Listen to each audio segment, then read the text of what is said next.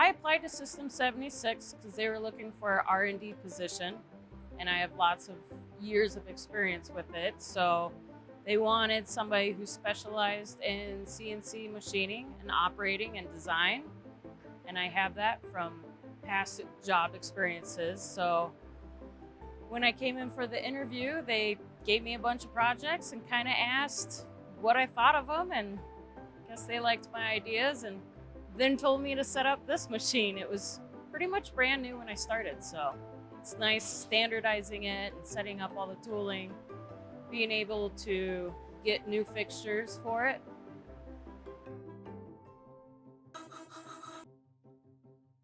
One of my degrees is prototype engineering, which I got in a small town, Bemidji, Minnesota.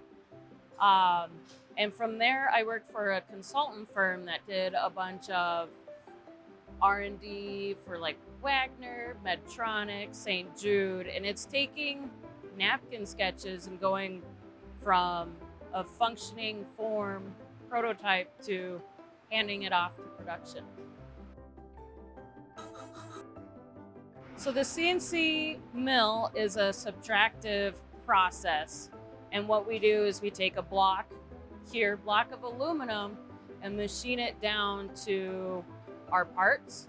And a lot of parts have two operations, the top and the bottom, and then our keyboard chassis actually has three operations, which is the top, the bottom, and then the ports. So it's taking a design, submerging it in a block, and then taking our tools and machining out the end product.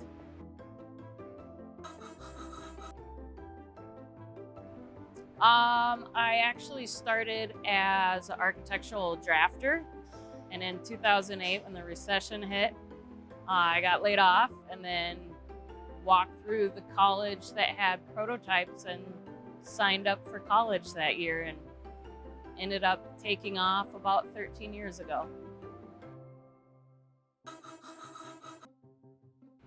I would say the innovative process of having a process, taking the part all the way through it, and then taking a research and development stand on it by improving it, making it faster, making it cheaper, making it more ergonomic for operators. Can you repeat that? Are you currently working on A doomsday device? No, not yet. Tell us if you do. Of course.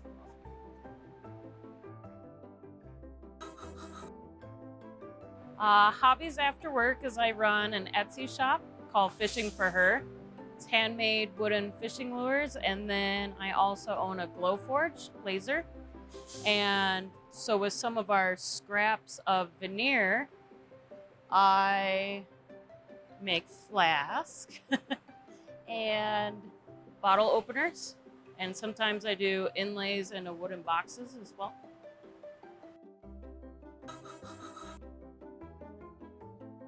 I caught a muskie that's about 52 inches in Minnesota. Secret projects. We're not secret. We like secrets. Just new and better processes for the company.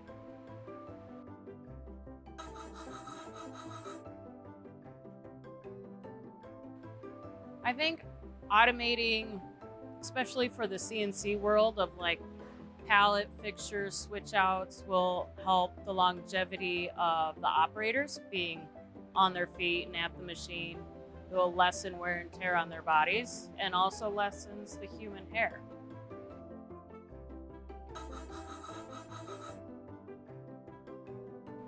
Start from the bottom, you know, if you're interested in the manufacturing process, start with sanding parts, deburring parts, learning about machines, and never stop learning because the industry is always growing and evolving.